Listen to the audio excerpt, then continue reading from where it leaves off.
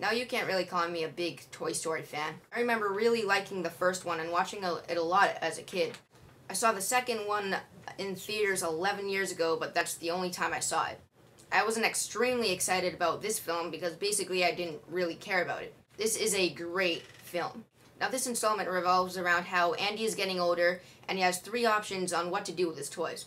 He can either bring them all to college, throw them in the trash, or put them up in the attic. He decides to bring Woody with him to college and put the rest of the toys up in the attic. His mother mistakenly puts the attic toys in the trash. They escape from the trash and go into the car where they get confused with the toys that Andy's sister is giving to daycare. When they get to the daycare, they all think it's the perfect place for a toy to be, but Woody just feels that he's Andy's toy and needs to be at Andy's house. Woody escapes the daycare and the rest of the toys find out that daycare is hell. Now some characters leave in this movie and some are introduced.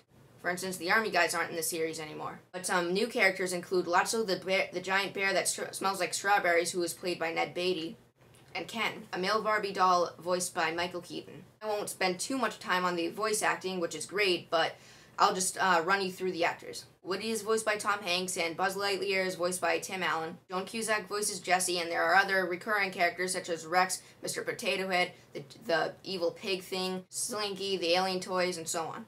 Now let's talk about why this film is great. Throughout the film, there's a great sense of adventure, and the editing makes it really entertaining. This film is also for people of all ages. The kids will love the humor, and the adults will appreciate the heart. Not to mention that the kids who loved the first Toy Story are probably adults by now. Something strange, too, in this movie is that there's a montage in the beginning of Andy's mom filming him playing with his toys, with that song You Got a Friend in Me playing in the background. And it strangely gave me this feeling that I was a kid again watching the Toy Story movies. And I think that the real fans of Toy Story, who really loved it back in 1997 or something, will probably shit their pants. Also, the end is fantastic. I don't think they could have ended it better. Also, the characters are really used well in this series. They don't just put them in situations for the kids to laugh. Speaking of laughing, the humor is also really good in this movie. I didn't laugh much, but it stayed away from the childish gags that are used in all the DreamWorks movies. All that stuff that you saw in the trailer, like Nice Ascot and stuff, those are like the only childish gags in the film. Well, sort of.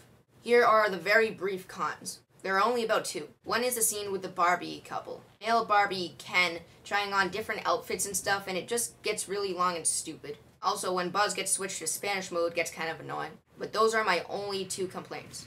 So overall, this is my new favorite Pixar movie. Fans of the Toy Story series will not be disappointed. 9 out of 10 for both of my channels. Jonah Hex review coming up.